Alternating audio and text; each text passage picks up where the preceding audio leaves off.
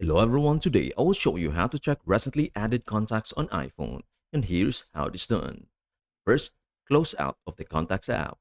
To find your recently added contacts, we will use the Shortcuts app. If you're having trouble locating it, you can always search for shortcuts on your phone. If it's been deleted, you can re-download it from the App Store. Once you open the Shortcuts app, tap the plus button in the top right corner to create a new shortcut. Next, tap Add Action, then tap Search and type in Contacts. Select Find Contacts from the list. Now, tap Add Filter by default. Sort by will be set to none. Sort by will be set to none. Tap None. Scroll down and select Creation Date. For order, choose Latest first.